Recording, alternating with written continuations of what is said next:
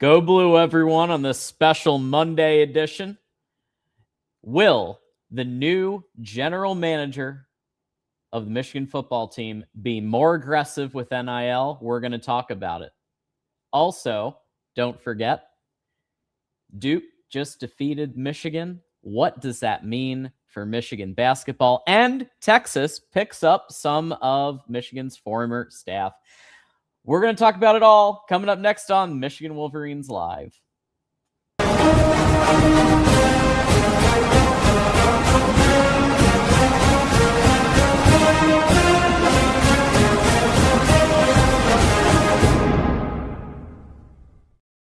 And here we go. Special Monday night show, Michigan Wolverines Live, brought to you by FanDuel, episode 240.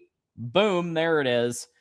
And my name is John D'Adamo, and I'm going to be taking you through this show. Don't forget, as you're joining us, that we're coming to you from YouTube, we're coming to you from X, we're coming to you from Twitch. But don't forget, we sound great on radio. Check us out on Apple, Spotify, Amazon, and iHeart. And of course, hit the like button as you're coming in. It just takes a second, and it's free. Thank you. Subscribe, and also share this out with at least one friend, and we'll get this thing rolling. If you want your comment or question to be on screen, couple ways to do it. You can either send a super chat. You could also be a member. We're highlighting member comments as much as possible, so we'll try to do all of the above. And with all that said, let's go ahead and bring on the man, the myth, the legend, TJ Ronin in the house on this special Monday. It's my bad. I got a conference tomorrow. Here, that's why we're doing it tonight. But here we go. We're rolling. Happened to be doing it when the Pistons are playing the San Antonio Spurs, but that's okay, John. We still play ball. You know what's crazy though? Honestly, I feel like our shows are always on when like my teams are playing. Like it's crazy. Like I have to record these things, and now it's gonna get ruined. Someone's gonna ruin it, I'm sure, but it's all good. Yeah, we're back, man. Let's go. I'm ready to rock. Boom. And we got Goats, who's bringing up a topic we will be talking about in a little bit. So appreciate you, Goats. We got Ryan. We got Quinn in the house, Michigan fan. We got Michigander. That's right, Michigander. A Monday show. Absolutely. Marmar in the house. Detroit, not detective, Detroit Wolverine in the house. I've been saying detective for like 2 years. My bad. And so on. And of course, Ryan Hall already dropping the 50 burger. Women's and men's gold in hockey. Let's fucking go. How about that? USA. Hey, where's Taves DeCane? He the women's hockey team won in overtime, which was epic. And then I said, hey, now the boys are next. Taves was like, the men ain't gonna win gold. Our boy Taves, by the way, is a good Canadian, a fellow Canuck, but or not a fellow Canuck, but a good Canuck. And how about that, Taves? Fucking USA, baby. What a victory too, John. I unfortunately missed the first period, but this is what I'm talking about. Like that's what it's about. You know what I mean? Like that's why we're sports fans, because that shit cannot be made in a movie. That shit cannot be made in a TV show. And you honestly have to watch it live to embrace the moment. And that's why I love this shit, dude. That's why listen, we love Michigan. I love my pro teams, in Detroit, and I love national play, dude, whether it's hockey, basketball, soccer. I don't have an MLS. I do not have an MLS team because there's not one in Detroit. We do have DCFC, which is a tier below MLS, but it ain't the same. So when the USA team plays, like whether it be World Cup or any of the little tournaments they do, I love it, dude. I fought in the women's, and I'll be real with you, I do enjoy women's soccer, women's hockey. Like I fuck with it, bro. So, and women's basketball too, like the Michigan team. I like watching that from time to time. So shout out to that, bro. It is great to be a sports fan, John. I'll pop on the Women's World Cup. Absolutely. Yeah, it's fun. Bro, it's the other thing too is when you can appreciate the game deeper than surface level. Like one of the things we love about football, guys, is, and many of us, the game within the game. the trench play, the play calling, the rotation, the chess match between the coaches. That shit, when you're a real sports fan, like you're looking at it next level, right? The surface level fan, they're just like, oh, we won, but they don't understand like the complexities. And that's what's sick about, like, for example, soccer. Like I had the fortune of in the World Cup in 2015, or was it 14? It was 14. And I was working with some colleagues from Europe. They were over here. We had a project we were working on, and they taught me a lot, man. Things I've never even thought of. You know what I mean? Because like this is America, we don't really do a lot of soccer. But yeah, I mean, it's just the game within the game is beautiful in all sports as long as you can identify it. For sure. Yeah. So as far as hockey goes, I think great victory. Obviously beating Canada. That's always a great time. It's a good time. It's like beating Ohio State almost, but it's not. I mean, listen, beating Ohio State is better because Ohio State's crazy, but it's always fun to beat Canada, especially in their sport. And apparently Marmar would like to celebrate. So are you saying you're in the top 10 in America in Warzone? Call of Duty, for those who don't know. Call of Duty. Okay. He might be. Congratulations, if that's the case. Bro, yeah, that's great. I mean, I don't know if he is, but like he is calling us all the time playing Call of Duty, bro. He's like, that's true. He's constantly working the sticks. You're right. That's true. Well, thank you. And thank you for 13 months, Marmar, of being a member and a mod and all of that good stuff. So there's that. We do want to, of course, thank FanDuel for the sponsorship of the episode. We will be debuting a new sponsor starting next Tuesday, so get ready for that. Very excited about that. But FanDuel, thank you. And we're going to talk about the Minnesota at Michigan basketball game coming up. So that is coming up in a couple days here. Michigan is favored by 22.5. That's right, 22.5. And I have to say, given what just happened the other day, I could see Michigan covering because Michigan is going to be upset. Michigan is going to be playing angry. Michigan, obviously, we're going to be covering the Duke game in a little bit here. But I could see Michigan covering the 22.5. But what do we think? Yeah, I mean, I don't have a feel for the like whether they cover or don't cover, because here's why. To your point, John, it's very plausible Michigan wants to send a message here because the reality check hit them this Saturday, right? They took their L. Now the boys got to respond.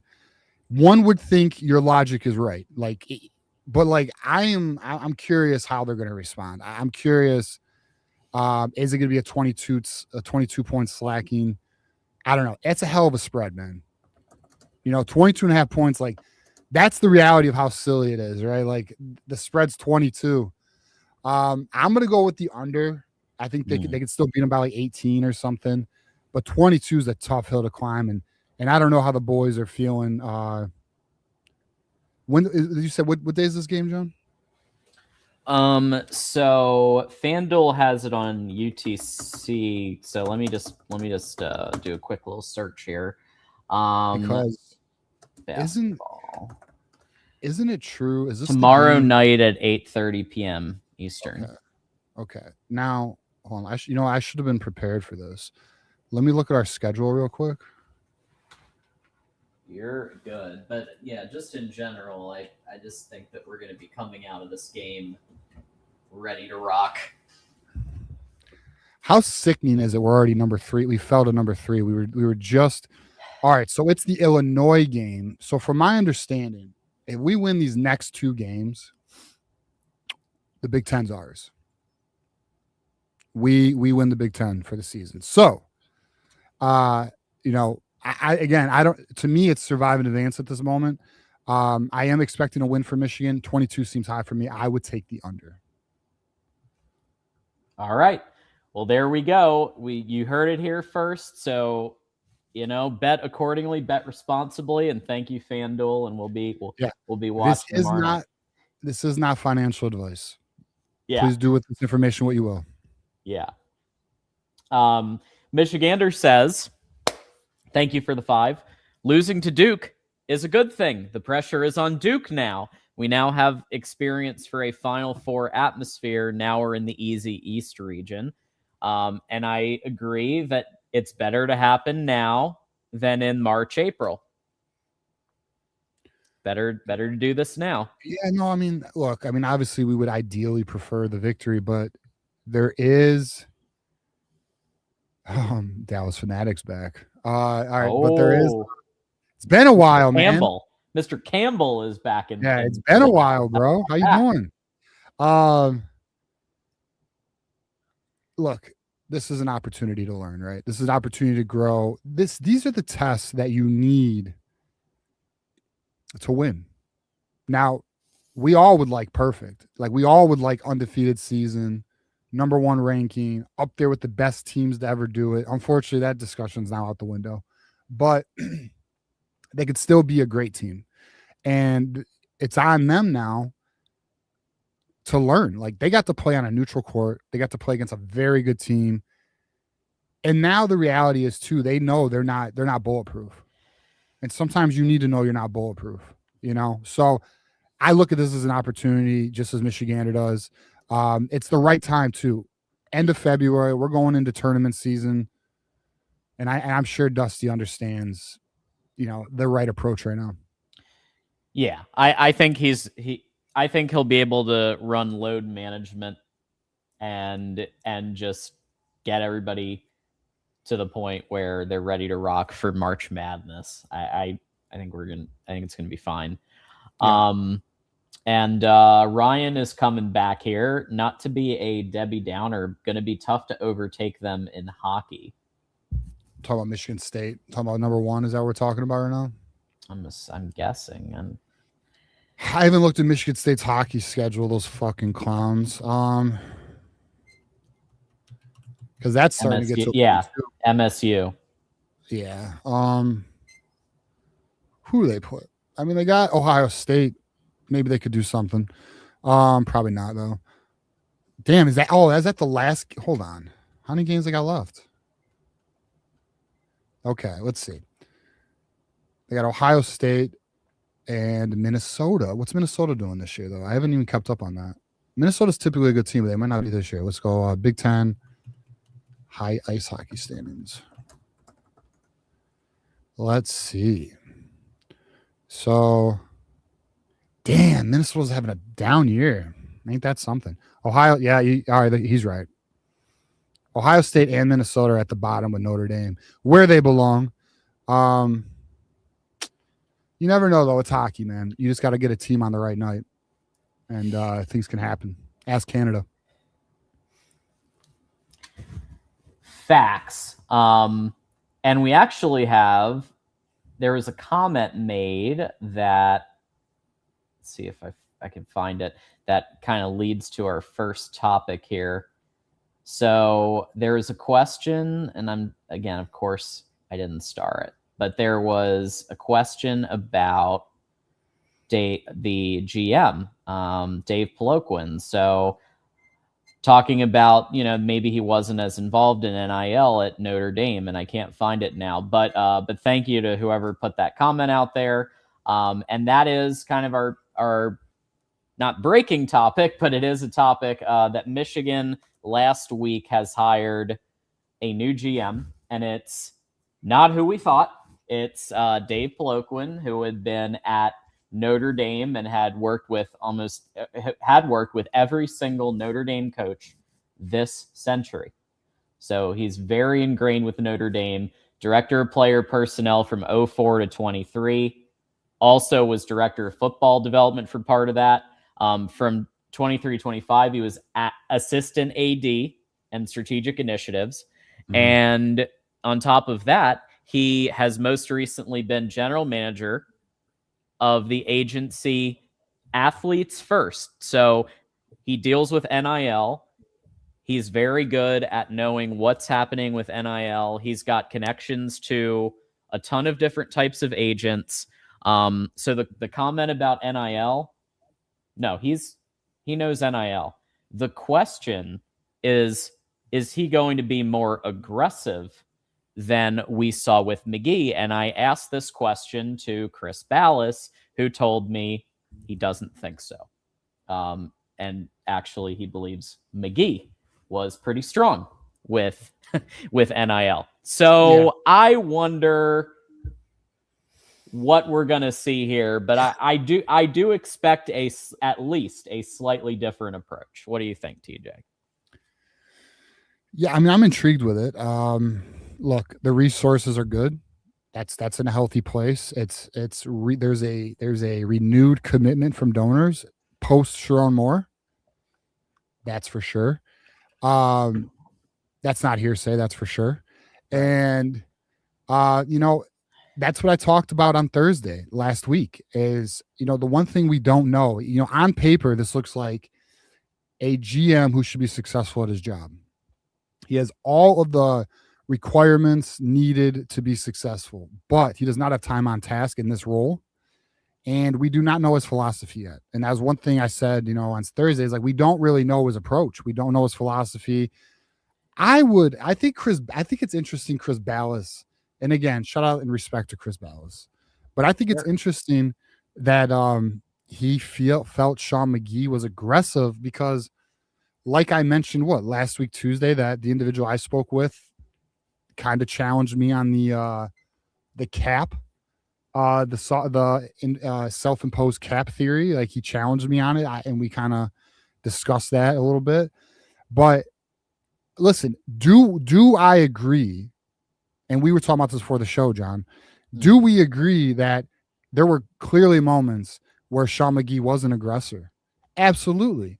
The Brady Marchese recruitment, the Bryce Underwood recruitment, the Savan Hyder recruitment, the Malachi Lee recruitment. There are definitely recruitments where we are win at all costs. Carter Meadows was another one. Nate Marshall was a hell of a play by Sean McGee, although Nate Marshall did reach out to Sean McGee. But regardless, the point is, like, the Shamari Earls play, the way they did that with Georgia was really nice. There are aggressive plays by Sean McGee, but I would not label Sean McGee aggressive. Aggressive to me, John, is what Miami does. Aggressive to me, John, is what Texas A&M does. Right. Oregon, that's aggressive. We're buying everybody. You know what I mean?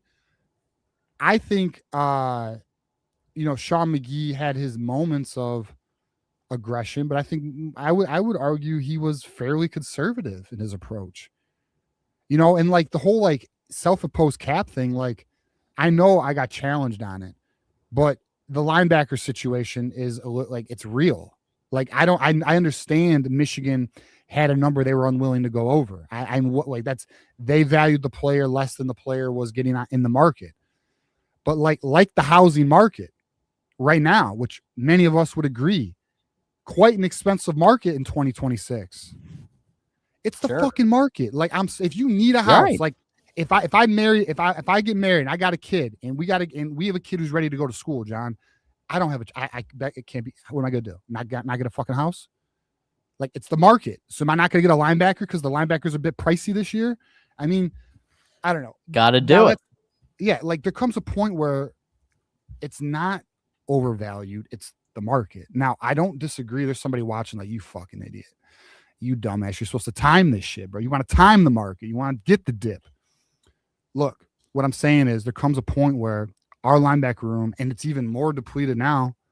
Cole Sullivan's gone. Ernest Hausman's gone. Ernest Hausman's on to bigger things. You got Barham, who went to the NFL.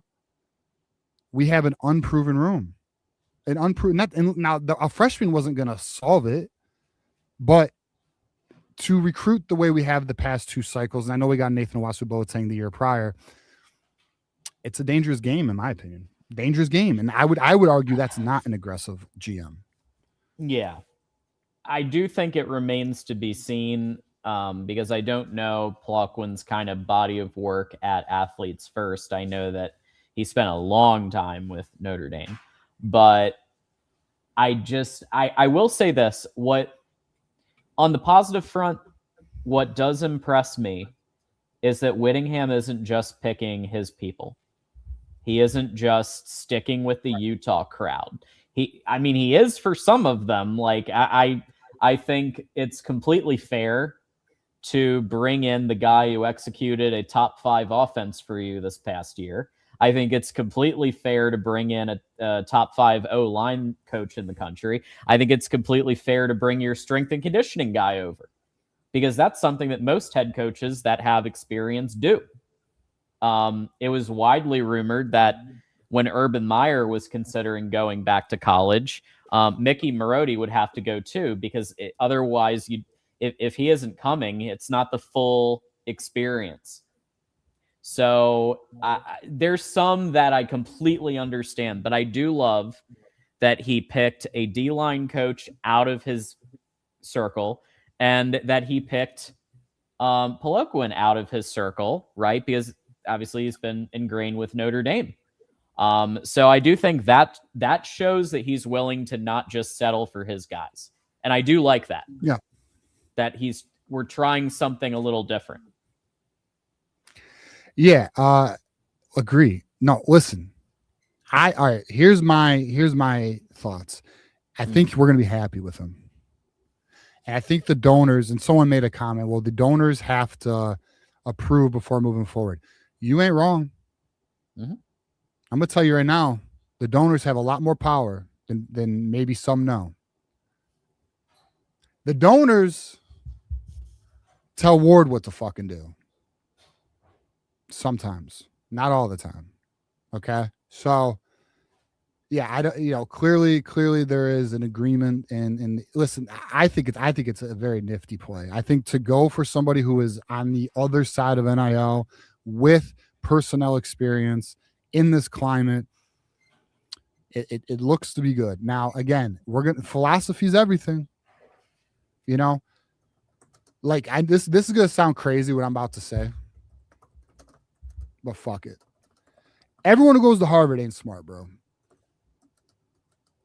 Like, you may have an IQ, but you may suck at a certain task because it just isn't, you know what I mean? It's approach, it's attitude, it's mentality. It's why everyone's not successful at everything they do. It is a little more than just experience. It is a little more than just knowledge. Sometimes it is, it's that thing that you can't, you can't name. It's an it factor, right? Like, does he have it? Courtney Morgan has it. Yeah. So we're gonna find out, man. Listen, we're gonna find out very quickly. Come July, we'll have an idea of the philosophy.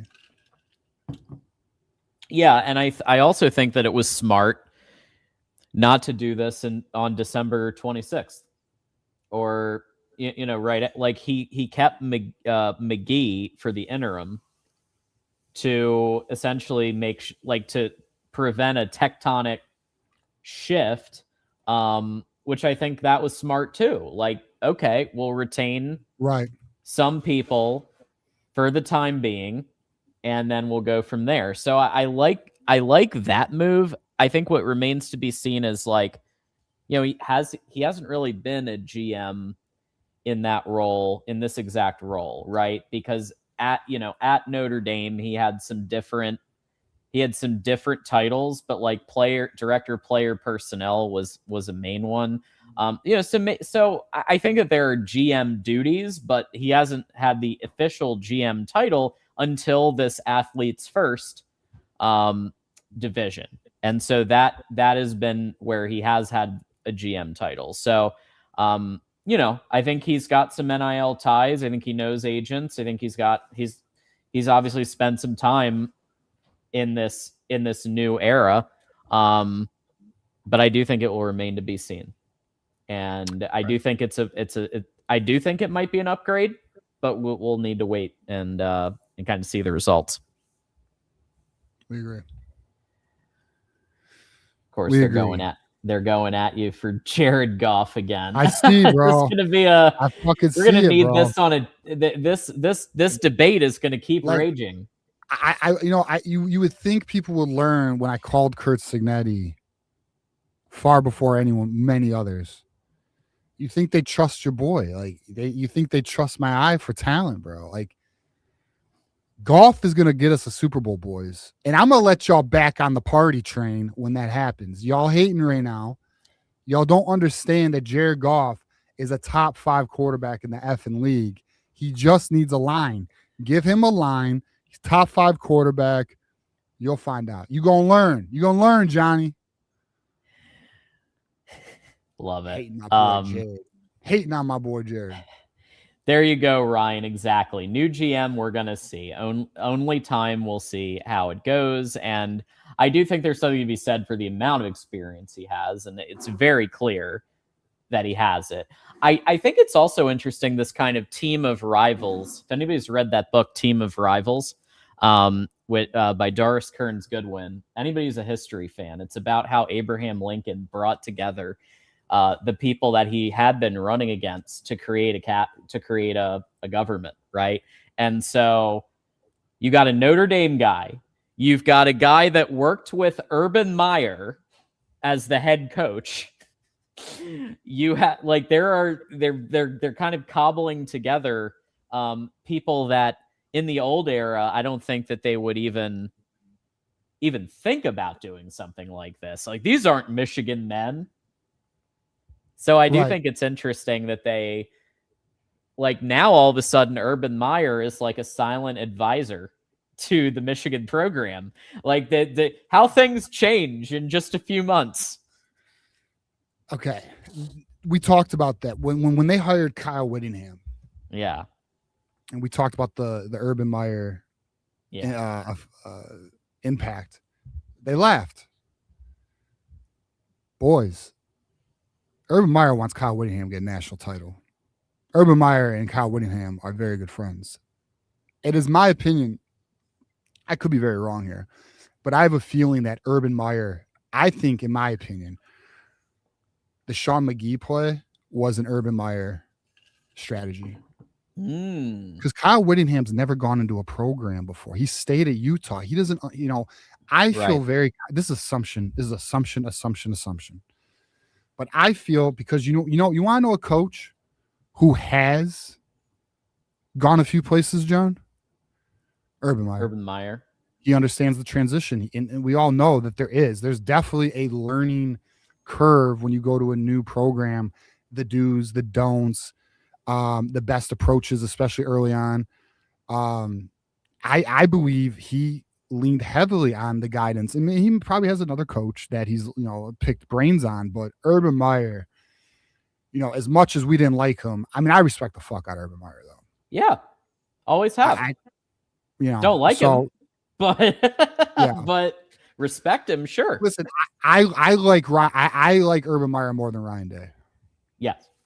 Okay. I'm with you. Okay, we're on the same page. So hey, after these super chats, I want to point something out to Johnny real quick. After the super chats, though. Okay. Ryan is very excited about America. Hell yeah. And I love it. And America getting gold. And I think it's great. I'll be honest, I'm pissed off I don't have a USA hockey jersey. It's crazy. If I did, I'd rock it. But I don't have one. I wanted to. I was like, damn, I got a USA basketball jersey. And it's actually of a player I don't like, King Flop. Let's not talk about it. Yeah, he was cool when I was in high school, but but anyways, yeah, dude. No, I mean, look, that was what sports is about, man. It wasn't for paychecks. It was for pride, man. And I love that if you watch the post-game interviews of the players, they're like, oh, this is for USA. You know what I mean? Like, I couldn't even fathom playing in a game like that for your country. Like, that'd be such an adrenaline rush, man. And you're in a whole other country going against the premier country, the premier sport of the country you're playing against. It's everything to them. Imagine being at the Miracle on Ice and going up against the Soviets. Russia, right? Yeah, for sure. Yeah, for sure. Dude, that would have been one. That would have been fucking nuts. But that's what I mean. Like, that's why I love sports, man. You just never know. You get these dope ass games that just like people are gonna remember this. And like I know it's listen, like now, like I fight with myself all the time. I know it's sports. I'm probably talking to the wrong crowd because we all love sports. And I know there's things that matter more, but like you got to appreciate those small things, man. You know, that's my opinion on it. Facts. And Quinn is also excited with the hundo here. Forgot to tell y'all, fuck Canada and fuck Ohio, and God bless the USA and go blue. Right. I'm with you there. Right. I mean, we were saying Canada's kind of like the Ohio State in this situation because USA is like Michigan. Well, America's you know what's hilarious is how the Canadian fans handled it. Oh my God, they were so sour. They're like, "Oh, why are you celebrating? What the fuck do you mean? Why? What do you mean? Why? The same reason you'd be celebrating. What are you talking about? Yeah, maple syrup having mother." No, I'm just kidding. But yeah, like, dude, it was funny. It was funny to see how they handled that though. Like they were very they acted like bitter fans, bro. Like I don't know. Maybe I'm built different, but if a team beats us and there was no like foul ref interference, like no ref bullshit, it was just straight up they beat us. Hats off. That's an us problem. I would never blame anyone. Like they're mad because you won in 3-on-3 hockey. Then those are the fucking rules, bro. What do you want me to do about it? Like they're mad. It was overtime 3-on-3. That's not how hockey's supposed to be played, bro. Look, I mean, like I'm kind of pro 5-on-5 as well, but it's the rules. It's what it is, man. Like I don't. You're just, if they won, would they have complained about 3-on-3 overtime? No, they wouldn't have. So shut the fuck up, respectfully. Yeah, but shout out to Quinn. Appreciate you, man. And Shay and Marmar brought up a point. He loved how they and I did too. That's another thing too. I actually want to hit on that. So shout out to Marmar. The way they honored Johnny Gaudreau, his jersey, and then brought his kids out. Like the quick thinking of that to do that for the photo. Shout out to Dylan Larkin, Michigan man. I think Wisniewski was the other one, also Michigan man. Because that's what Michigan men do. Great things like this. But no, but honestly, it was just great. That's what I mean. It was just wholesome. It was genuine. It was organic. I mean, the dude fucking broke his tooth. Like, that's sports, man. I saw that. That was something. You know, I don't know. I just appreciate it. Yeah, sacrificing your teeth for the country to win a goal. Hockey, dude. I fucking love hockey for that, man. Like dude, there's dudes who are playing with like fucking collapsed lungs and not in this game, but in previous, like the hockey player mentality is just it's outside of the UFC, it's the closest thing to a warrior. And then you have the NFL, and the NFL would be more warrior-like mentality, but the problem is they don't allow fighting. Which, by the way, I am pro NBA players fighting. That will be on my campaign speech for the summer. I will bring that. We will push that. We will push that after we defeat jersey sponsorships. We will promote NBA players being allowed to fight like hockey players and keeping the game respectable. Anyways, let me point out something to our good friend Johnny Olden. Hopefully he's still here. Johnny Olden, I got something for you. I hope you're paying attention, brother. I got two things to show you, Johnny. Yeah. Jared Goff in 2024, which was one season ago. Damn, number 2 in the NFL passer rating. That seems good, John. Is that good? Yeah, it sounds good to me. There's 32 of them. There's 32 of them. Completion percentage, second. It's pretty good. Pretty fucking good. Passing yards, second. Touchdowns, 37. That seems like a high number. That was top 5. And then he was John, I'm not very good at reading. What are those first 3 letters? MVP. Oh, I think that's an acronym for most valuable fucking player. All right. But don't worry, Johnny. But wait, there's more. All right. So then, Johnny, you're like, well, 2024, it's old news. Here we go. You know what? He's second in passing in 2025. Seems good. Where's Patrick Mahomes?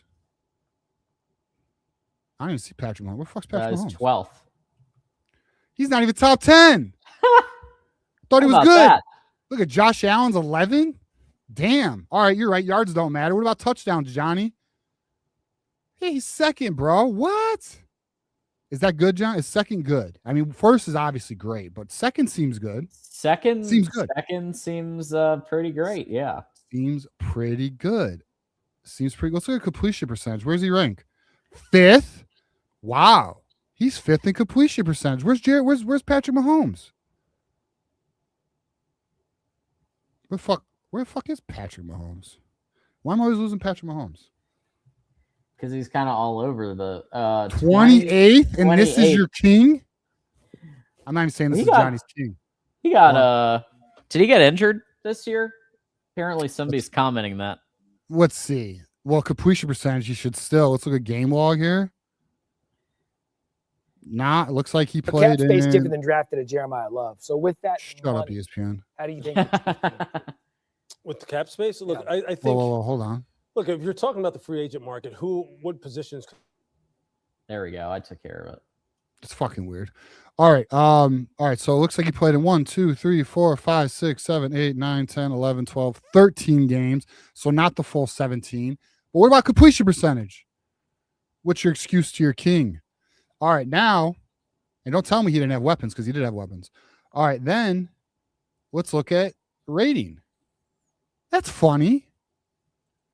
Hey, who was in the Super Bowl this year, John? It was New England and the Rams. It was New England Patriots. That's crazy. But Jared Goff's third ahead of Lamar. What?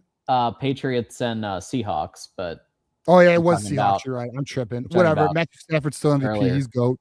All right, look. But the point being is, he's ahead of Lamar Jackson, ahead of Josh. And you're trying to tell me you can't win a Super Bowl with Jared fucking Goff? Are you out your mind? Trevor, you're fucking retarded. Shut up. All right, so oh man. Dude, the point is, dog, Jared Goff can win you a Super Bowl. That is all I'm trying to tell you. He is a top 5 quarterback. He's definitely top 10. All he needs is an offensive line. Rest my case. Let's go. Bro, Trevor wants to correlate cussing with IQ. Yeah, bad place, son. People cuss all the fucking time. There's a man, whether you like him or not, there's a man by the name of Elon Musk. I believe he said, "Fuck off, Bob Iger." What an idiot. What a dumbass, right? Can't be smart. Get out of my face. Oh man. There it is. Well, we've had we've gone off the rails a little. but congrats to Jared Goff on his number 2. Thank you, Jared Goff. There you go. We look forward to next season, sir. Now restructure your contract because you're killing our cap right now. There you go. And Teddy likes it. So there you have it. I mean, I'm just here to, speak truth. Always. The America's Honesty Brokers right here. Just do my best. And if I find error in my ways, I will apologize. Michigan, the voice of college football. Yeah, no errors in my ways right now.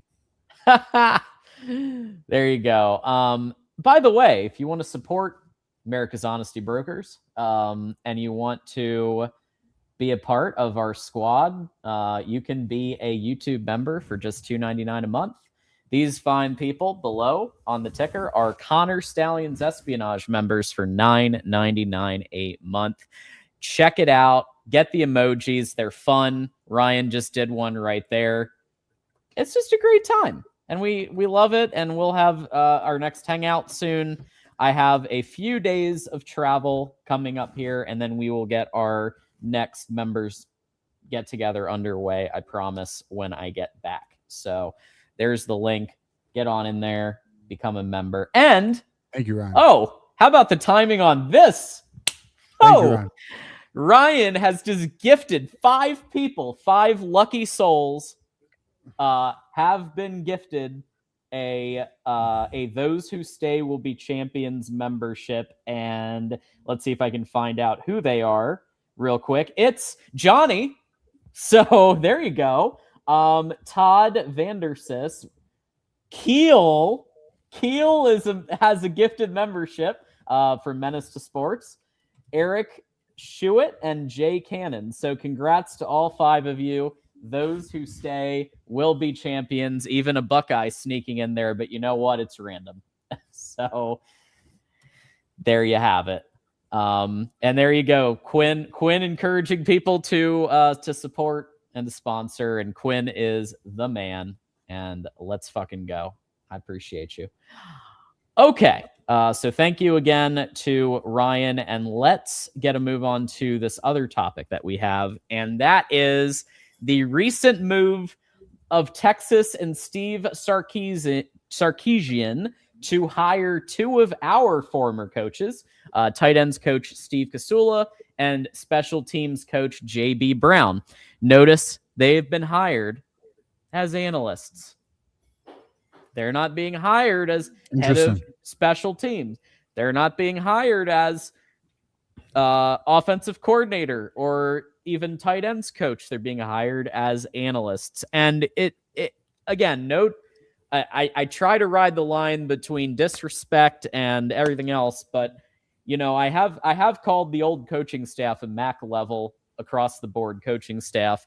Obviously, there are exceptions. Obviously, Tony Alford is the primary exception who's doing spectacular work and is continuing to do spectacular work on the current staff. However, we did not hold back on our thoughts on some of these coaches in the past. And if you've noticed, they're mostly either analysts or unemployed.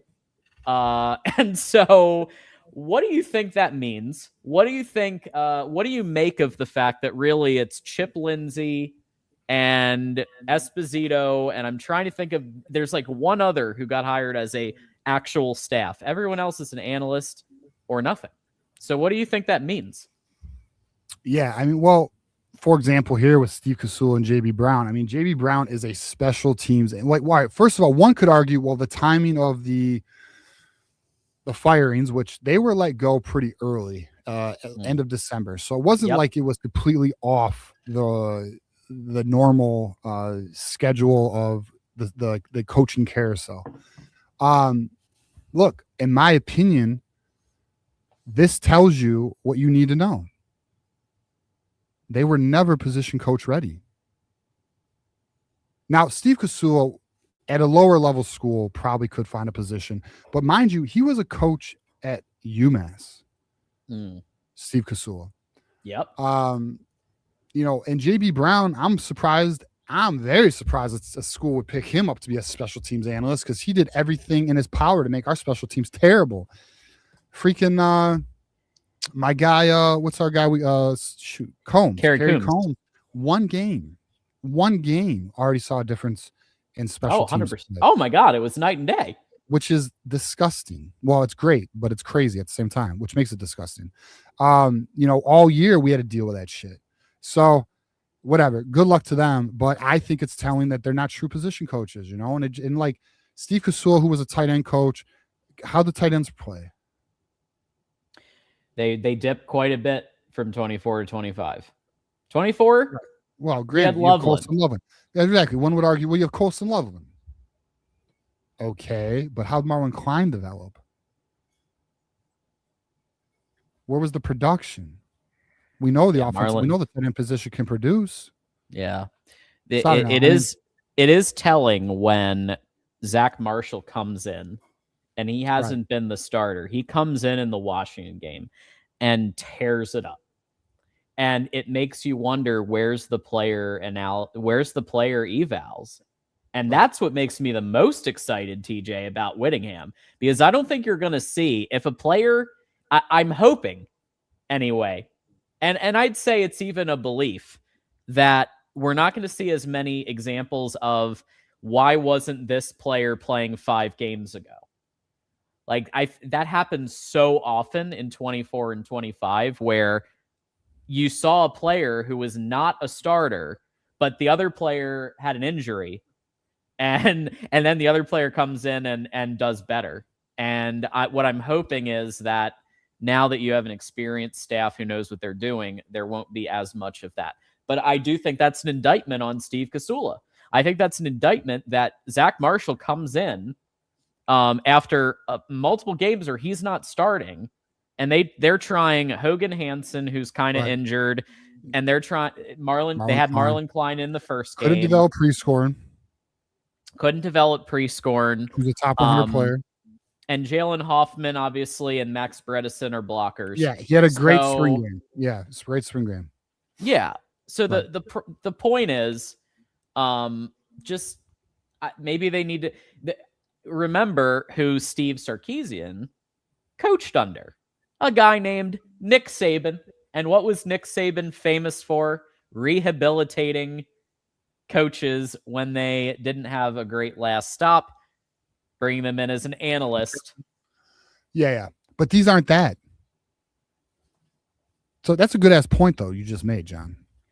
Yeah, they're not. They weren't head coaches, but what I do think is that they had a rough go at the stop that they just had, and now they're going to go to the Sark to rehabilitate their career, school of coaches that need to coach better. Yeah. I'll say this: I think Steve Kasula has a path. JB Brown, I don't know. Maybe I'm soured like I was Matt Patricia. And look at Matt Patricia at Ohio State. All right. But JB Brown to me, well, I mean, actually, no, now I'm arguing with myself because he's doing what he should be doing. He was not ready to be a special teams coordinator. He definitely wasn't a position coach. He should be an analyst. He needs to learn. He needs to grow. So, all right, let me just say this, because now I feel like now I'm being an asshole.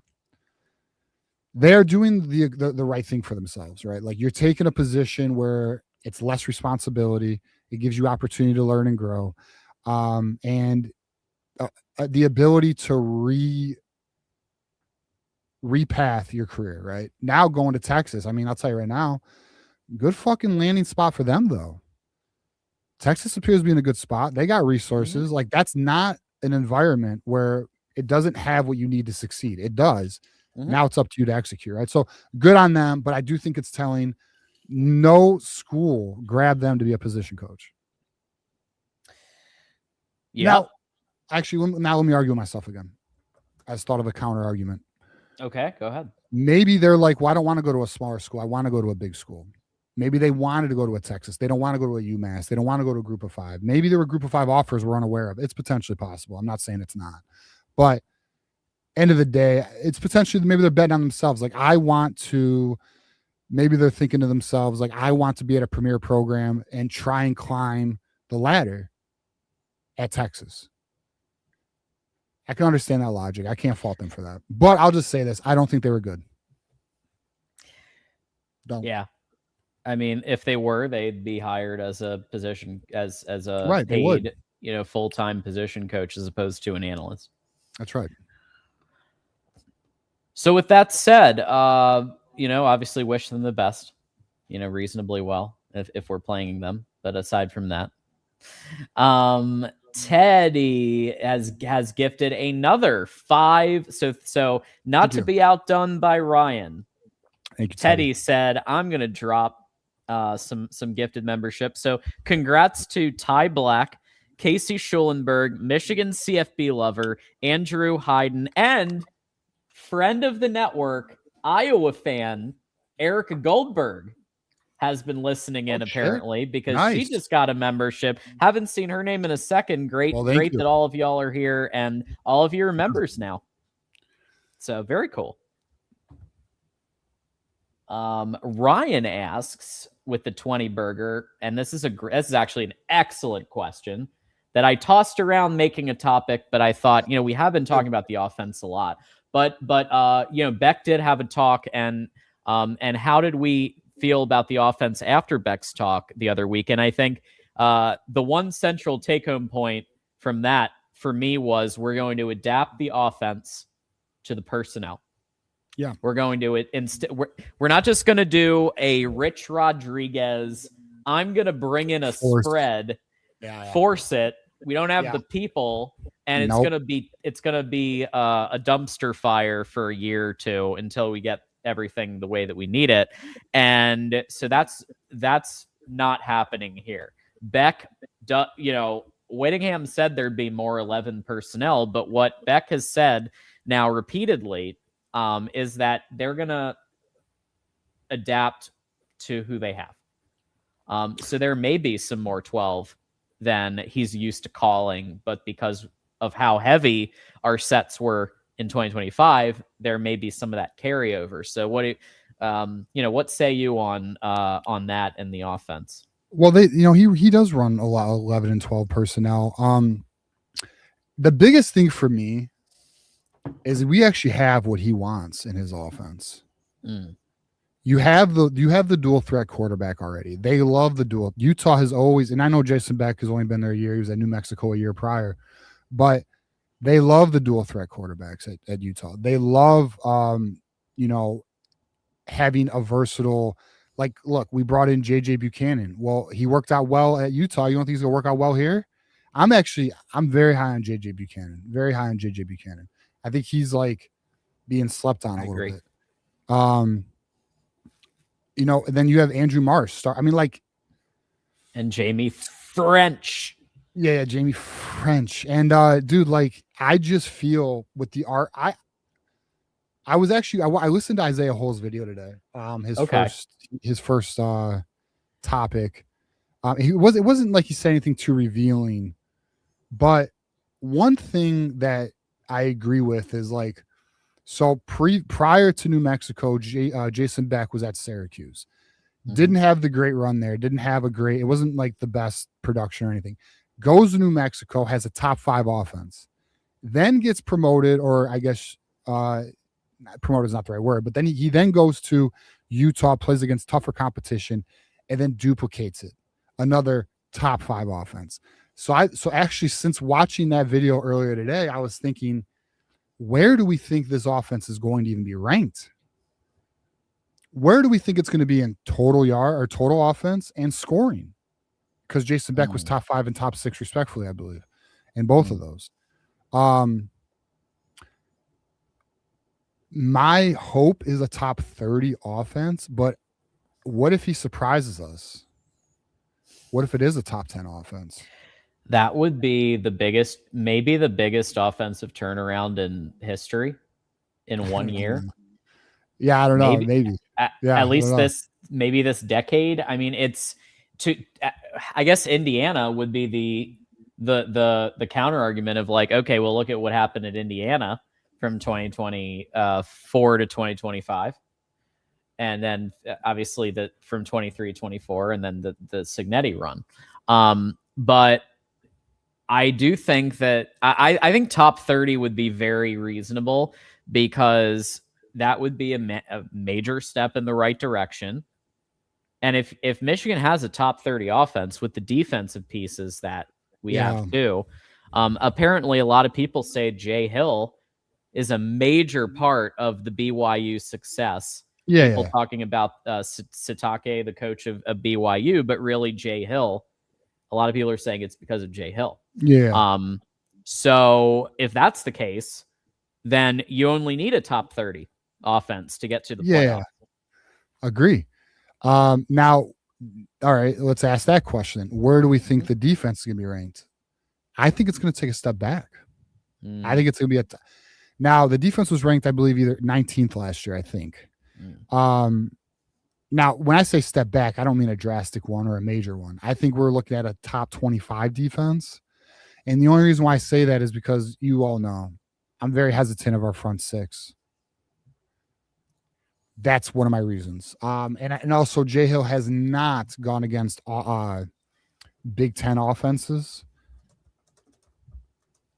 So there's that, right? It's a different game than the Big 12.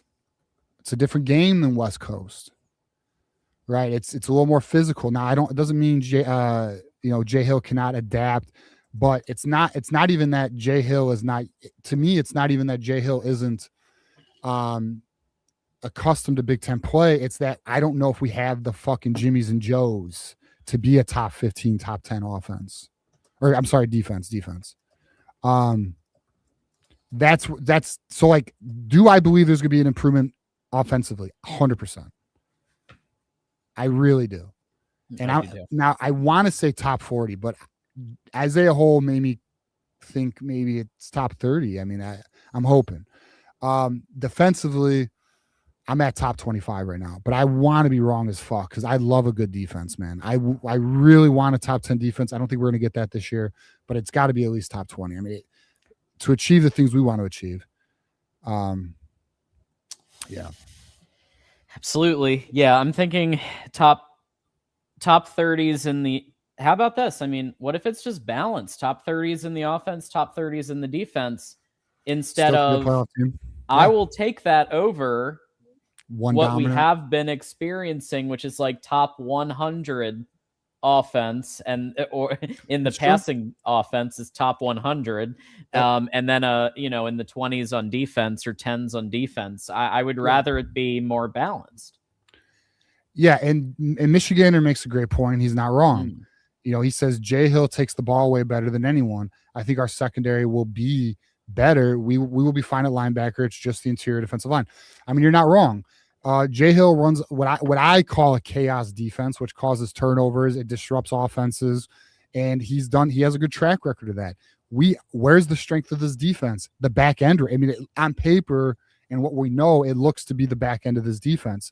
So yeah, I fully anticipate us to win turnover margins and to create turnovers. But the very thing at the end of your post, Michigander, is the very thing that leaves me hesitant in the Big Ten. Like, this is the Big Ten. You don't want to be weak there. That is not, and I know we all know that. Like, I'm not preaching anything to anybody, but defensive line is not where you want to have a weakness in the Big Ten. This is probably, I think one could argue the Big Ten is probably the most NFL-like for offensive lines. I understand Georgia makes an argument. I understand Alabama at times makes an argument, although not under Kalen DeBoer. Texas makes an argument, but the Big Ten has a lot of offensive line pedigree. It's kind of built on that shit. Yeah. I think the defense is going to be good. But again, there's so much unknown, and all I want is that's what makes it hard. Yeah. All I want is I just want to see it. We have been hyping, we have been hearing the hype for 2.5 years now about that the offense is going to improve and that the defense is better than ever and all of these things. And all I want to see is a competent offense on the field for all 12 games. I'm not saying it has to be perfect. I'm not saying it has to look like Ohio State. All I'm saying is, can we throw some short passes to completion and run the ball and just move it? Right. But how crazy is that? More? How crazy is that, John? Can we throw short passes to completion? That was honestly a problem. Yeah. That was honestly an effing problem this year for us. And it wasn't because our quarterback can't get the damn wide receiver the ball. How many drops? The first 8 games of the year, how many drops from more than just Samaj? Yeah, it wasn't just Morgan. Yeah. It wasn't. Good old Channing Goodwin and even McCauley. McCauley had drops. Yeah. The only one who had good hands consistently was Andrew Marsh. It's the only one who you get him the ball, he's probably catching the ball. Right. And that's why, so it all makes sense. All dots connect. So then why did the Marshes take the approach they did this offseason? We just laid it out why. Yeah. Why did Mama Marsh and the Marshes go after French? Because they wanted that extra piece. And then you got Buchanan coming in, and then obviously Travis Johnson is going to be available. So you've got Hyder. Jamar Browder. Right. Savion Hyder obviously coming in as the best running back recruit in years. So there's a lot coming up in terms of weapons, and that's exciting. John, can I pull the next question? And this isn't a super chat, but I just want to hit on this. Then we'll do our then we'll definitely give our appreciation to Ryan again. So this has been a reoccurring theme. I don't know the answer on this, but he goes, rumors that John Henry Daly may not play this year. Has anyone heard this info? I will just simply say, have heard it. I've not heard it by anything credible. I've not had it personally told to me by anyone I know. But I will just say something to monitor, because that injury, like I have stressed, is not a joke. Yeah. You know, yeah. And we're not going to know. They're not going to tell us. The only way we're going to find out is if it leaks. I will try. Tells us. Yeah, I will try to inquire more on that, because this guy brought up last week too. But so I don't know where y'all are seeing it, but I'll see if I can dig deeper. Injuries. I'll tell you this: injuries are really hard to get info on, just out of respect to the player and shit and the sensitivity of it. Like the Hogan Hansen injury was very hard to learn about. I know.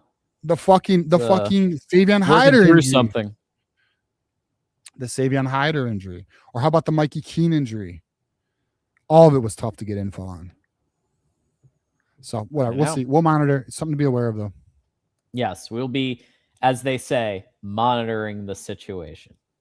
Hey, how about Ryan is back with 10? Count them, 10 gifted memberships. Congrats thank you. Congrats to Isaiah Martinez, M1, the SpongeBob guy, Focal Point Landscaping. Oh, hell yeah. Oh, Haratmo, Troy 1997, Air Fryer, JRM, Easy E. How about that? Easy E. RIP.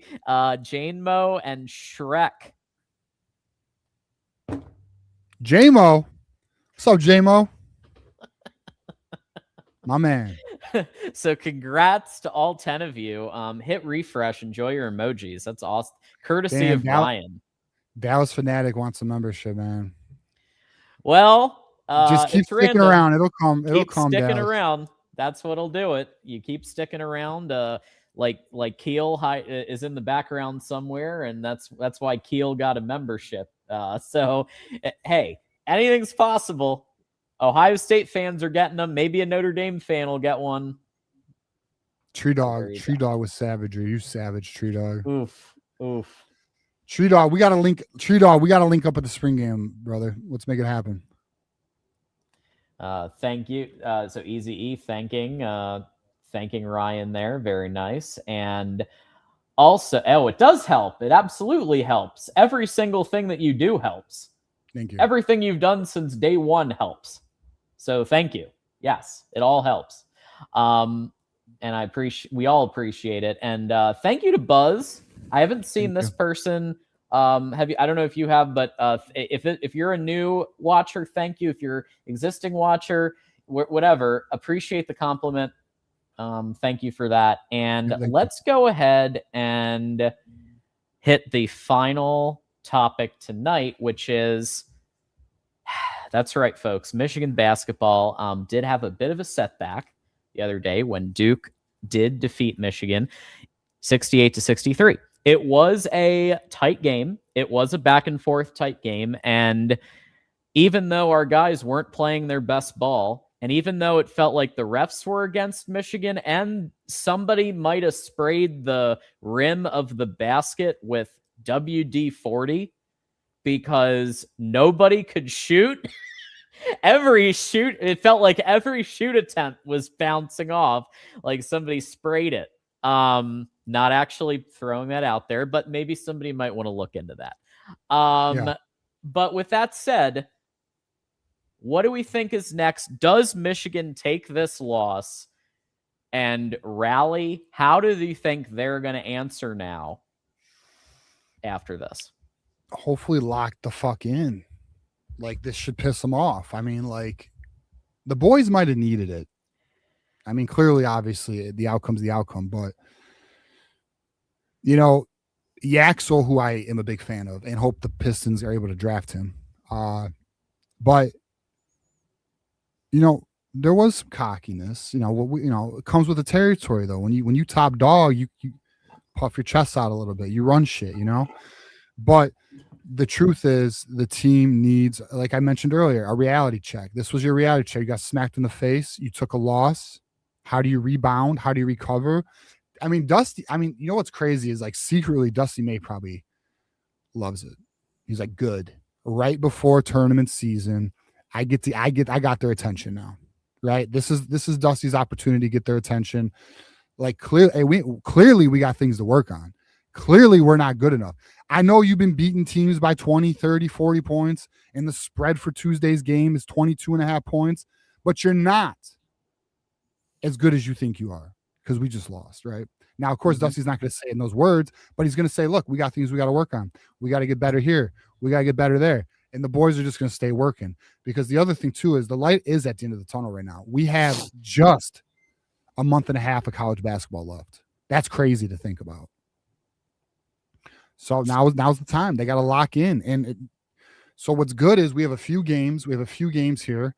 So our next, we have 4 games left. We got Minnesota. We should cook them. We got Illinois. We can clinch the Big Ten with a victory against Illinois Friday.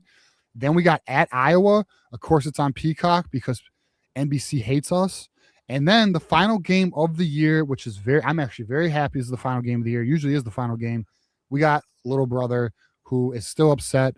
Their little brother. So we got that game at the end, and then Big Ten tournament play, which is the perfect warm up to the tourney.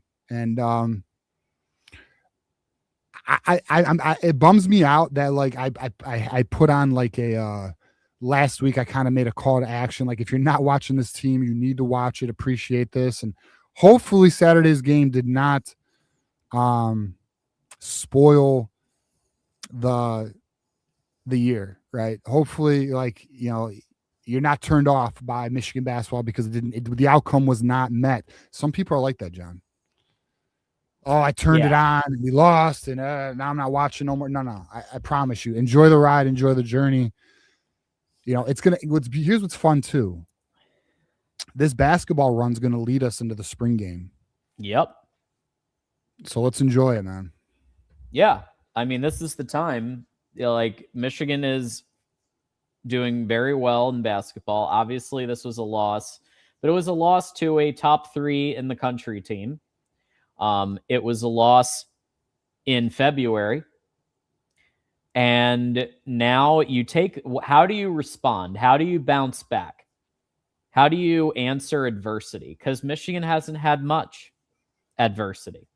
Like they've mostly been steamrolling teams. There have been a few close games, right, but it's mostly been a steamroll. And so, yeah, I think in order to win the national championship, Michigan needed something like this. Adversity. Michigan needed adversity, something to fight, to just chip on shoulder, and now they have it. Right. You're not good enough. We all know that. You ain't good enough. It makes you fucking hungry, man. Some people, you know, well, how do you respond to not good enough is the question. Some people give up. Some teams give up. But some people just grind harder and lock the fuck in. And hopefully that's where the boys are at. And I think they are. I mean, listen, I have zero doubt Dusty's going to. I love coaches. Like, I love coaches. And I love coaches post games. I love coaching interviews because there's so many life lessons in coach speak. Because anything that applies to sports is a microcosm to life. Like the Duke game is the promotion you didn't get, the contract you didn't land, you know, the girl you tried pulling and it didn't work out, whatever. Well, how the fuck do you respond, man? You know, like, so my point where I was going with Dusty is like his approach the entire year has never been, he's never accepted what the team is. He's always remained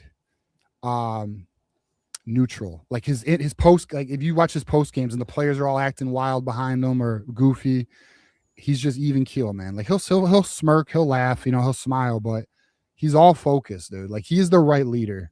We know that. Like, no, I'm not telling anyone anything they don't know. But like the team was on a historic pace. To hold that together, like I'm not gonna lie, man. Like there are coaches, and we have seen this in college basketball. They get cocky. UConn's coach, UCLA's coach. There's other coaches. We've seen this happen where when your team gets good, you start getting real cocky. Now, one would argue Kurt Zanetti is cocky. I would argue he's measured, but there is a difference between confidence and cocky too. Let's stress that. But I just feel like Dusty is so damn. He's so level, man. I don't even know how he does it. I'd be cocky. Yeah, well, I mean, I got a little Juwan in me, bro. I got a little Juwan Howard in me, bro. I talk shit. I do talk shit. I'm a shit talker at times. Well, Signetti, I mean, yeah, but he backs it up. His is like calculated shit talking. Yeah. You know, like he finds his moments. He's not just jawing all the time. He's actually quiet a lot. But yeah, I like that. Yeah. So a couple other comments here. We got Starred and this one here from Cody. 10 months of membership. Thank you so much. Love the show. Can't wait until August 18th. God bless. I think you mean April. Yeah. Yep. April makes more sense. That's the spring game. Yeah. All good. So yeah, sounds like you're coming. Yeah, we'll look forward to seeing you, man. TJ's going to be there. I have a conference. Imagine that. I have a conference. So that's also why the show is tonight. So a lot of that going on, but TJ will be there. The other Avengers are going to be there, and obviously Maze Madman and Johnny and that crew as well. So how about this one from a Buckeye? And this is not the first Buckeye we've heard say this. Nope. That as a Buckeye fan, I do appreciate the content on this show, which we've heard this. Yeah. Not from every Buckeye, but certainly from some. No, well, typically if a Buckeye doesn't like us, it's because there's some type of bullshit. Like it's, you know what I'm saying? Like now most Buckeyes, we've had a lot of Buckeyes. They like watching us because we keep them updated with us better than others, is what we've been told. Especially Philip Buford, another Buckeye who we like. But look, Buckeyes are always welcome here. You know, just keep it respectful. Here's an interesting one. I wonder who this might be. Rip loves grape soda, bro. Rip loves grape soda. Hit the like button for John and TJ. So interesting Shout name out to Rip. there. Shout out to Rip there. Hey, listen. All I can say is my grilled cheese is excellent, and he knows what I'm talking about. My grilled cheese is top notch. My lady, now my wife, Courtney, because we did just elope on Friday. So Courtney, there it is. And so very exciting. She loves it. So that's all that matters. Taves to Kane. That's right. I'm finally pronouncing it. Woo! Silver medalist here. That's what happens when you leave better players at home and prioritize equality in women's hockey and taking our basketball players as soccer programs from trash to mid. So seems like action there. I didn't read the rest of that comment, but yeah, I definitely wanted. So Taves, as we mentioned earlier in the show, Taves, you're just joining us. We did speak on you. We won gold, bro. I just, we're living it up right now, my friend. I know last week you said there's no way we're winning gold. We did win. I agree with you, though. I don't know why Connor Bedard was not on your fucking roster. Should have been. I don't even understand it either. That's not my problem, though. That's y'all guys' problem. Figure that out. But here we go, boys. Hey, we got the gold. Hey, now is the time to talk your shit. Let Taves know we got gold medal. Taves is a good sport, though. We appreciate him. Although he should have been a Red Wings fan, not a Blackhawks fan. But we can talk about that another time. Thank you, Bull. 20 months of membership. John got fucking married. Let's go, bro. And we'll have there will be an official wedding, like a real, like it next year. We'll do there's going to be an actual wedding. But we just didn't want to wait. That shit's expensive. Expensive. I know. Bro, I've heard some stories on some wedding bills. I know. We've been trying to keep it. Dude, we know where we're going. I got a boy who dropped $100,000 on his wedding. Yeah, that ain't happening. Not at all. I told him, I was like, I love you, bro. You're a dumbass. I love you, though. Yeah. Ryan with the 20. Congrats, John. Thank you, Ryan. That means a lot. Michigander, goats. Everybody's giving the love there. Thank you. Really? Yeah, no. There no 100 grand. No. Weddings I strongly advise you don't hit the 100 grand marker. Yeah. No. Buy a house and rent it out or something. Put it as a down payment. No, I appreciate it, everybody. It really, really means a lot. Look at Beat Up. Spend as little as possible. Yeah, there you go. Thank you, Quinn. Quinn's the man. Everybody rocks. Quinn is the man. We got a great community. Shout out to the community, man. Thank you, all of you. All of you. Thank you so much. Like, let me tell y'all something. As much as we hope this show's enjoyable for you, the community, you guys make it enjoyable for us. We look forward to it, man. I like sometimes even like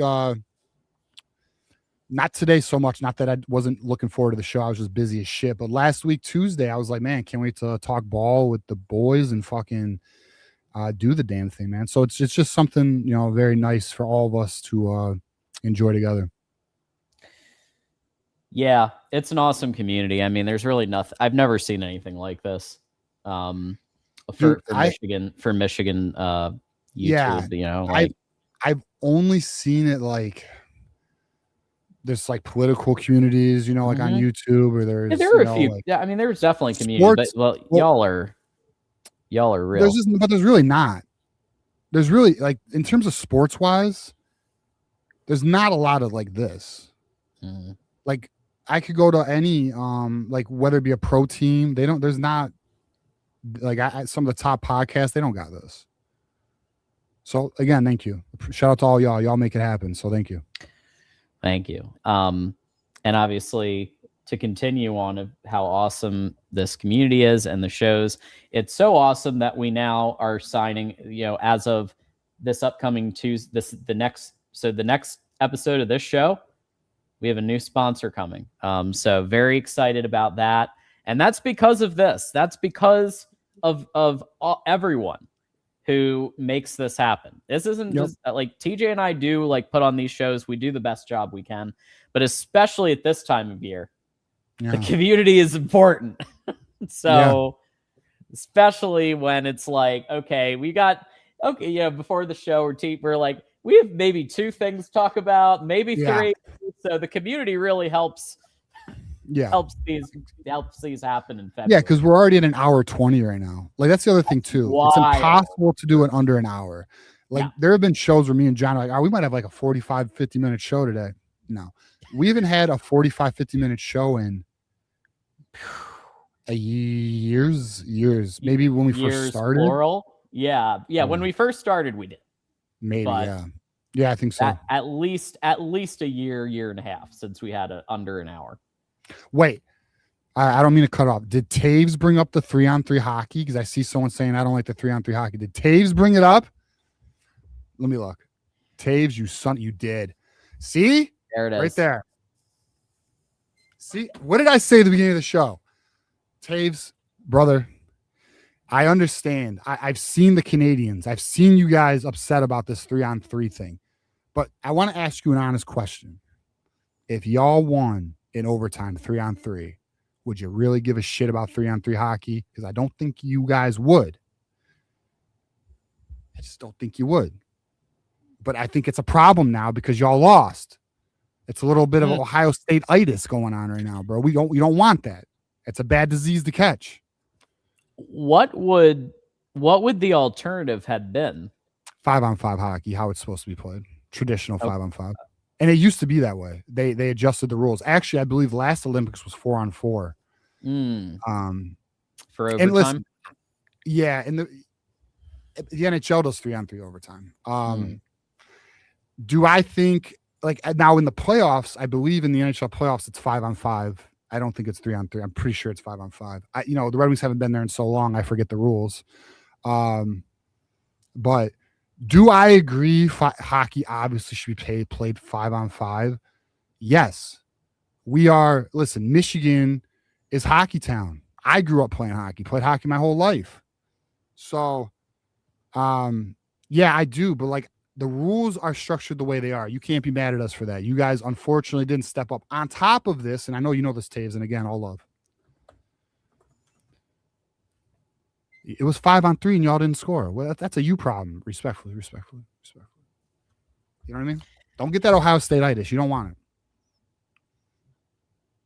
That is what it is. The Ohio State-itis. Who do I ship the tampons to? Wait a second. Wait a second. Wait a second. That's our highest one. Wait a second. Quinn. All right, you know what, John? We were on. All right, I got a topic we can add. Want to add a topic to the show? It's a fun one. Sure. All right. Let's. Quinn just got us to overtime. 3-on-3 overtime, Taves. We're doing 3-on-3 overtime just for you, buddy. Shout out to Quinn. All right, so here's something. So Joel Klatt put out. Or we can. Unless you want to hit on something, John. But there's a graphic. I just want to read it. So Quinn with the $400 super chat contribution. It is time to celebrate John. So happy for y'all. P.S. Why the hell is there a daily limit? Yeah, we're gonna need to talk to YouTube about that. I guess limit? I didn't know that. I mean, you got to be a baller to know there's a daily limit. Yeah, but you're the only. Hey, I feel like that's a new realization now. Yeah. Throw the Quinn emoji for our boy Quinn. Thank you, Quinn. Yeah, we got it. And thank you, everybody. Come on now. Everyone who's contributed. I don't want to leave anyone out. Appreciate all y'all. Holy shit. Thank you, man. Yeah. I'm putting it. I'm literally throwing up the Quinn emoji on my cell phone. I was gonna say though, there it is. If this was a post game, we'd be going. But, like 3 extra hours. Yeah. It is not a post game. However, I do think if there is an extra topic you would like to touch on, let us know. Yeah, you've got one. Honestly, during the show, I was like, we should have hit on this. I think this is a good one. Man. Oh, okay. So Joel Klatt put out a list today, John. Top 10 coaches in college football. Oh, yeah. Okay. So Joel Klatt has obviously. DJ, did you write this? Did you write this, Paul? He might have texted me for some influence here. So Kurt Cinetti's top dog. We all know it. I know it. We knew this. If you watched us, you knew. Ryan Day, I guess he's second. Then you got Kirby Smart, who cannot seem. Speeding is a requirement to get into Georgia, just so everyone knows. You got Dan loves Booger Sugar Lanning, which I'm not mad at. Bro, if that helps you lock in, you do what you got to do, Dan Lanning. You got Marcus Freeman, who unfortunately coaches Mike Dallas Fanatic, coaches a school that schedules cupcakes. Then you got Steve Sarkisian at 6, and then John. Oh, wait. Sharon Moore. I'm just kidding. Kyle Whittingham. Psych. Yeah. Kyle Whittingham. Yes. I think we fell up the stairs, John. Wow. Yeah. This is an interesting list. I was hearing that there were people who didn't like that Cignetti jumped to number 1, and I think, how could he not be? How could he not be with what he just accomplished? Unreal to take a team. We're not talking. He didn't take LSU to the Natty. He didn't take Georgia to the Natty. He didn't take Ohio State to the Natty. He took 3-9 Indiana to 11 wins, and then to a Natty, and then a Natty, literally winning the national championship his second year. Unreal. I don't know how you couldn't put him at number 1. Third base Ryan Day and Kirby, fine. What has Dan Lanning done to deserve 4? That's what he's won. He did win the Big Ten last year. He did. He's consistently in the playoffs. I have no problem with Dan Lanning at 4. I mean, because here's the reality, right? We talked about this before the season started this year. The legends are gone. Saban's gone. Harbaugh's gone. Yeah. There's another one gone too, isn't there? I don't know. Maybe there's not. But Brian Kelly got fired, so he's not in the top 10 anymore. But like Dabo Sweeney's not in the top 10. Yeah, Brian Kelly always made the top 10 of every one of these lists for whatever reason for years. And then he got fired. and then Frames isn't in the top 10 because he got exposed. Right. He'd be here if this was last year. Typically. Trying to think who else would typically be in the top 10. I mean, it's about. I mean, obviously, Satake is new. I think Cristobal's earned his right there. Lane Kiffin. I mean, do we think he'll ever win anything? Lane Kiffin. I got a friend. I got a buddy. We have been watching the Lane Kiffin journey since he was at Tennessee. What a journey. Like I've never seen a coach be so polarizing, you know, his trajectory. I mean, I guess we could pull it up. I'm not gonna, but bro, he goes from like here, then he's now an assistant coach at Alabama, goes to FAU to revitalize the program, revitalizes the F1 program. And then he gets his opportunity at Ole Miss, leaves Ole Miss. Ole Miss goes on a playoff run without him while he tried completely gutting the program. Yep. And now he's at LSU. He's like almost the golden child, but he's never really achieved anything. But he is X and O strong. I mean, he is. He's just never achieved that pedestal of success. But it's I mean, look, I think Kyle Whittingham's fitting here. I do. All right, let's ask the audience this. John, let me get your opinion.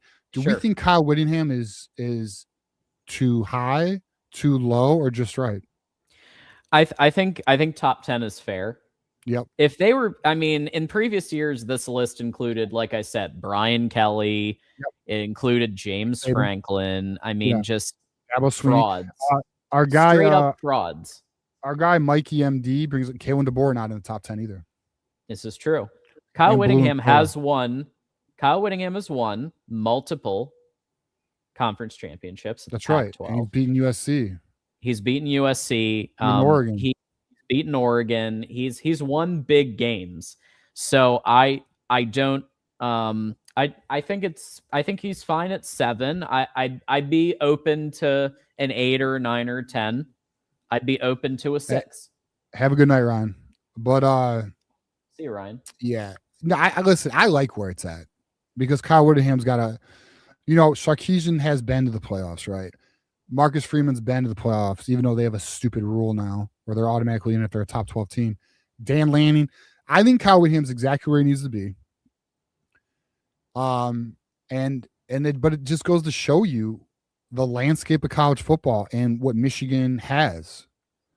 You know, I don't think it is. I don't think it's an argument that he's a top 10 coach. I really don't. Yeah. I'm excited. Man. I want to. Fuck, dude. Like, I hate that it's February, but like, I'm also like, I don't want summer to go by. But damn, I want football. You know, I'm missing it. Like, I am getting to the point where like I'm missing football, and we have a long way to go. Well, I believe we must be close to the UFL starting. Yeah, the spring, you know, all those great spring leagues. Yeah. I mean, listen, here's the beauty. Spring, listen, you got spring football, you got spring game, you got NFL draft. That gets you to May. And then you're walking through a desert dehydrated, just trying to get to August. We'll do it. We'll do it together. We'll figure it out, boys. We'll bring some Gatorade. We got a long walk. Yeah. As far as, and this was actually interesting. So the Kalani Satake people are saying, well, really, it's Hill that contributed to a lot of that success. So we will see next year because Hill is now at Michigan, and we'll see who performs. And we're going to we're going to find out, who is responsible very soon. I have no issue with Mario now at 9. I think he hit another gear by getting as far as he did. And I don't know, Lane Kiffin. I think Lane Kiffin's getting the LSU bump here. I think if Lane Kiffin was at a different school, do you think he'd still be top 10? I don't know. I think, dude. But I think honestly, like we're in an era where like that's trying to get figured out. Who are the top 10 coaches? Like, there's so much. Yeah. Like there's so much uncertainty and movement, musical chairs. I mean, it's, he goes, Freeman's too high, but all right, here's the reality though. We are in college football. Who should be higher? Who is not on this list that should be? I don't know. I mean, I don't know. I'm going to do a quick search real quick. Chat, let us know if there's someone who should be on here that isn't. All right. Nice. Dude, you know what we need to get on sometime? Or I'd probably need him on the DeBoer would be one that could make like a top 10 list. I mean, he beat OU. I mean, sure, he's borderline top 10. I don't disagree. I mean, who's not on this list? He's a borderline. That's what I'm saying. Yeah. Yeah. Well, guess who else is admitted? Lincoln Riley. Lincoln Riley's top 10. Good call. He's always on these. Good call. Josh Hupel, maybe. The Tennessee made the did they make the playoffs? Did Tennessee? Or was that last year? Am I mixing that with last year when they fucking got smacked by Ohio State? Mean, yeah, you're thinking of last year's Ohio State game. It all blends.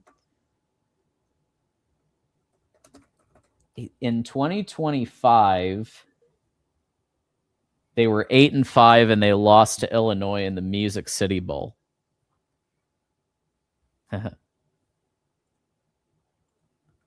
Yeah, fuck that. Yeah, I don't know. So I mean, that's my point though. Like, there's no established.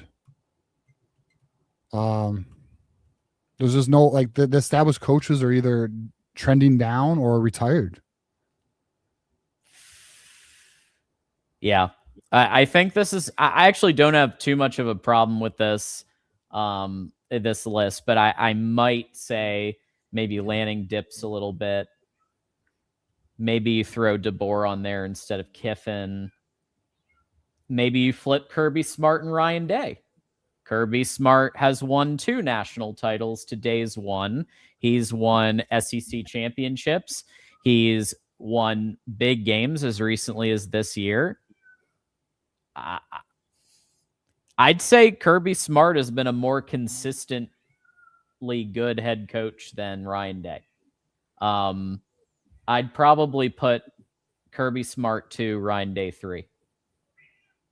But it's so close. It's like a 2A, 2B type thing. Like, I think both have an argument.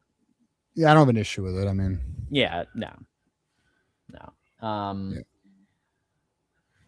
So there's that. Any final thoughts on this head coaches list before we get to the rest of the super chats? No, just that we got top 10 coach and we're going to be a playoff team. Can't wait. There it is. Can't wait. Boom. I'm ready. Boom. All right. Well, and also thank you to Jay Wolf, best Michigan show period. That means a lot. Here you go, TJ. How about this one? No to Jersey sponsorships has become a Connor Stallions espionage member. My friend, how about that? We are going to knight you to the council of the Just Say No to Jersey Sponsorships club. You are part of our council now. So welcome, my friend. We are going to achieve this, boys. We're grassroots right now. We're here, but we're going to save sports. We're going to do it together. We are not going to bend the knee to Jersey sponsorships. No. Just say no. I need to get a shirt made. I'm like I said, I'm going to stick by what I said. I'm okay with a grand total of 2 patches. Small patches. If they do, I'm against NASCAR style. I'm against logos everywhere. I just want to be very clear on that. I'm against all of that. I do think that for, like, let's take this for example. Remember that I want to say it was Goodyear Tires who sponsored the entire Notre Dame O-line. So that O-line made a chunk of each of them made a chunk of money from Goodyear, and I support the idea of, hey, if these guys are going to get an extra, let's say 100, 200,000 a piece, and you just have a little Goodyear, I'm okay with that. This is what I'm saying. But jersey sponsorships does not give the players more money. It just increases the athletic department's revenue source because the cap's still the cap. I know. So with Goodyear, I'm saying what I'd like to in an ideal situation. In an ideal, in an NIL standpoint, put them in a magazine, have Goodyear all over them. Don't give a shit on the field. Do not disrespect, bro. That's like putting a sponsorship on your mother. Are we gonna tattoo Goodyear on your mom? No, we're not, John. I'm not gonna allow it, John. TJ has just gone, yo mama. Here we go. Breaking news. We cannot allow this. Okay. It's disrespectful to the team we love. We love our team. I love Michigan. Don't do that. Don't touch my people. The people have spoken. People know. The people know. People have said no sponsorship patches. Yeah. All I could say is it's very rare that I'm on the same, like, I agree with nothing athletic director Ward Manuel on something. Yeah, and Johnny. Johnny supports it. On your team. Yeah, you guys got a team going. Okay. Jeez, can you imagine? My guy Jay Scott, if he's watching. Shout out to Jay Scott. Okay. Yeah. So it's a minority, it's a group of it's a mighty minority of 4 so far that are supporting it, and everyone else is, and that's fine. 4, and here's what's beautiful about America, about this. Debating. We can disagree. We can be respectful. This is funny. Okay. We need a Voice of College Football sponsorship on the jersey. So there you go. Michigan VOCFB brought, that could be interesting. Oh, no. I'd say hell no. Yeah. Listen, I mean, like, I really mean this, man. All right, like, yeah. All right, so I was watching was it the Pistons? Oh, no. Fuck. Was it the Pistons? It was. No, it was the Duke game. Did y'all see how many sponsorships were on the floor on just one half? 8. I counted them. There's 8 on the floor. Like, they are just flooded. Like, it is going to be so on you. You're going to be like, well, I don't even notice it. No.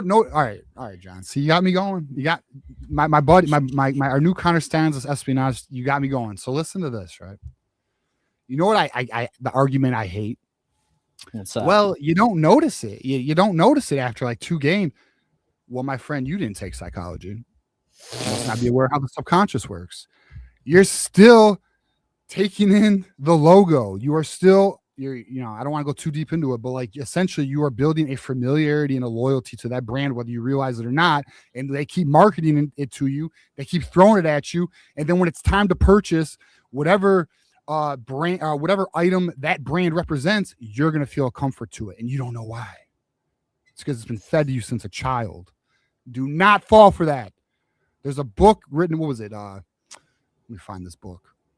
Peep some game. You guys want some game? Sure. You probably know this book, John. The book is called. Fuck. What is it? Shit. I know this. I took this class. All right. You familiar with Edward Bernays?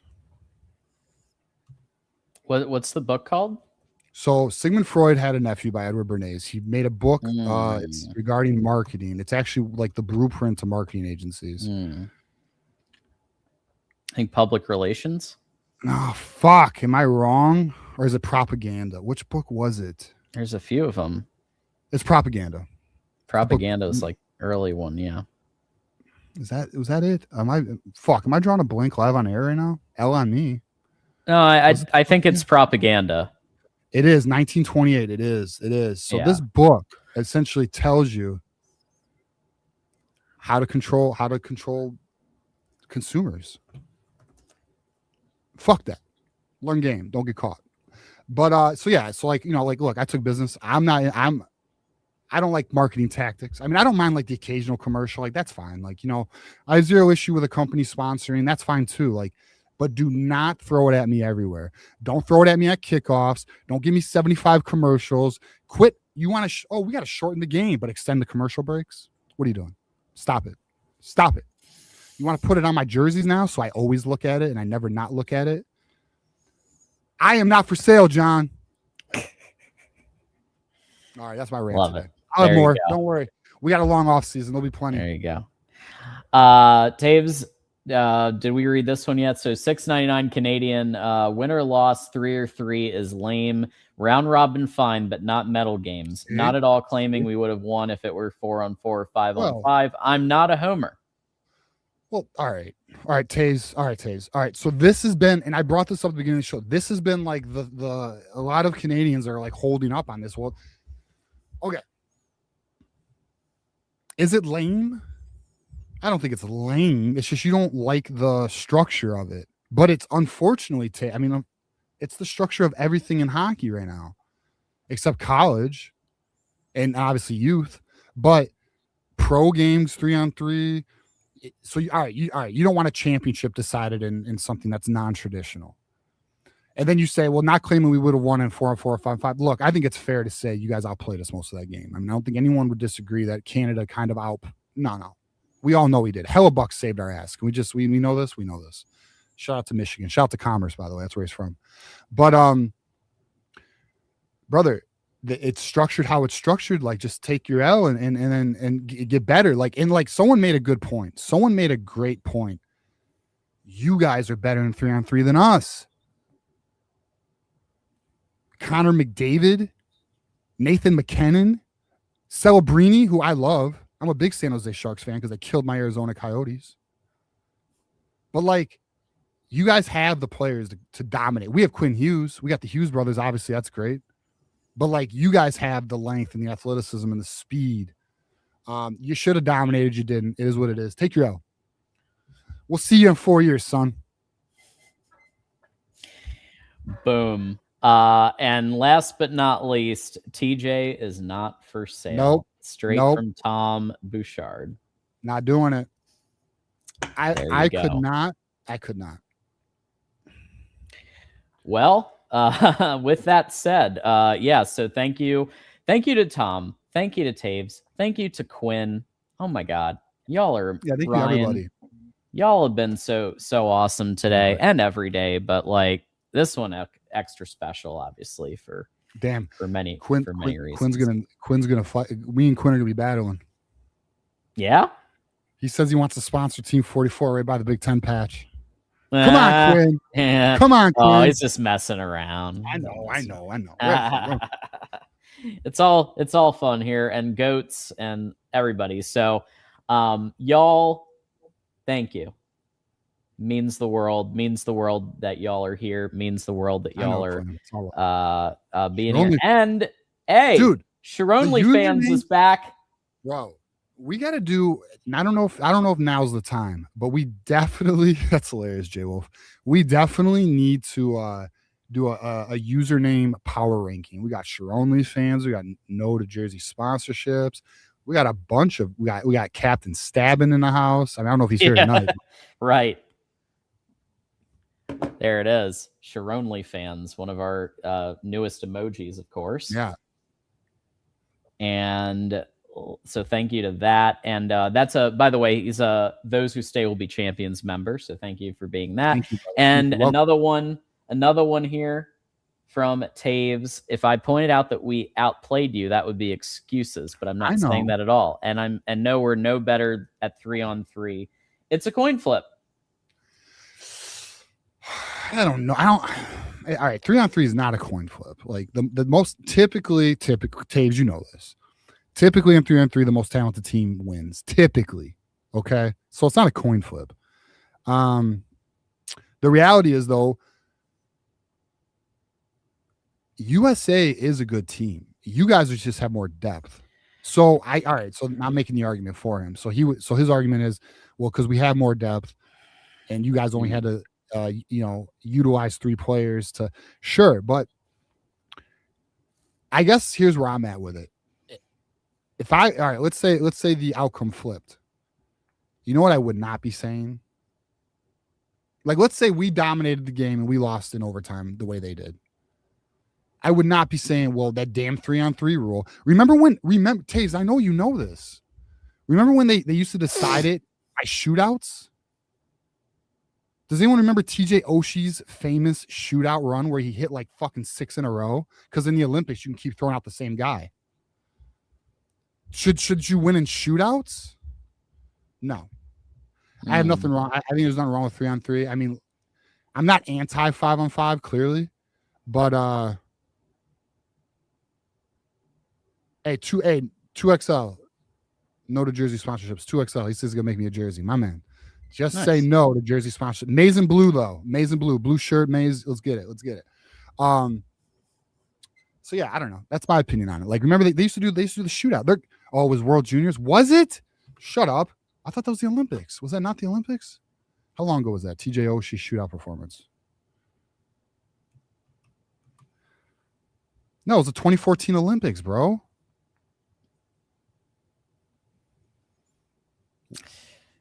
It's like deferring an OT for football. Hold on.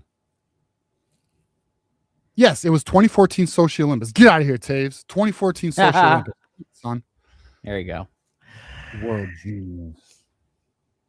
Yeah. But so this 12 years what? ago, there were shootouts. But all right, we're good. You know what? Yeah. It was probably cold, and there was probably some flu going around. Yeah. Yeah. Yeah, maybe a little something there. Maybe it was 5 big plays that changed the outcome. It was just 5 big plays. I don't know. Maybe, but it's all good. We're good. Taves, it's okay. You'll be all right, buddy. 4 years, you could take your next opportunity, and maybe Russia will be in it, and it could be a real tournament, and we'll see who the best team is. Oh, snap. Look out. Well, they're fucking good. Russia, I mean, Taves will tell you, the Russian team is fucking good. Like, I wish they were allowed to, again, not political, just sports focused. Wish they were allowed to play. I'd love to see. I love Russian. Fine with that. I love watching the Russian style of hockey. It is a unique style. It's possession focused. It's actually beautiful. It's like art. Facts. All right, y'all. Well, with that said, we somehow went almost 2 hours again, which is crazy. Thought it'd be a short one, dude. We thought it was going to be a very short show today. So, but you know what? That's because y'all stepped up. That's what happens when y'all step up and deliver some questions and some content, and then we go 2 hours anyway. So, appreciate everything you guys do. So are y'all are we on track for a Thursday show this week? Yeah. As it stands, no reason for not a Thursday show at 8 p.m. with Johnny Olden. Looking forward to it. We'll talk some ball. We may talk some Jared Goff. We may get, maybe Taves will call in. We could have a debate on Olympic hockey. We'll have a good time, though. Obviously, Michigan will be the focus of the show, but of course, it's off season. We can go a little open topic. No issue with it at all. Absolutely. We do want to remind people that happening right now, Mark Rogers is hosting a show called Final Judgment, College Football Conference Rankings Live on the main channel right now. So check, support the guy who founded this thing and keeps everything rocking. And without Mark, we're not here, right? So he's going right now. He's been going about an hour-ish, but I know he's taking calls on the conference rankings. So check that out. Should be a good time. I will be gone for this, obviously, Thursday, but we will be back regular schedule next week, Tuesday and Thursday. So regular schedule, we'll be back at it Tuesday at 8 p.m. Eastern. Mark your calendar, all of that good stuff. And any final thoughts, TJ? Yes. Yes, just say no to jersey sponsorships as always. Fuck Ohio State. We never want to forget that. And what was the other thing I was going to campaign on this summer? I'm trying to remember. I will make a run for college football commissioner. I'm gonna have to do it. Someone's got to save the sport, and I don't know if Josh Pate's the man to do it. I don't know if he is. I may have to make a run for the betterment of college football. We'll see, though. Right now, we're going to campaign on no jersey sponsorships for now. We may expand our docket, though, John. We may have to do it. I will say this, if a college football commissioner actually happens, I would be absolutely dumbfounded if it isn't Nick Saban. I really do believe. Really? I believe that Nick Saban is going, like, it depends on who's the support, what support is needed. Well, how about the head of the SEC is going to need to sign off on this, Sankey. So the question would be the Big Ten, Petiti, like, would he be on board with that? And can Saban be neutral enough, right? Again, when it's the SEC versus Big Ten and they're going up against each other, like, that could be. But I feel like there's no, like, who else could it be? Who? All right, I'm gonna break. I don't like being this guy. Okay. But I'm gonna bring some reality, and we're all gonna realize fuck together. Okay. Mm-hmm.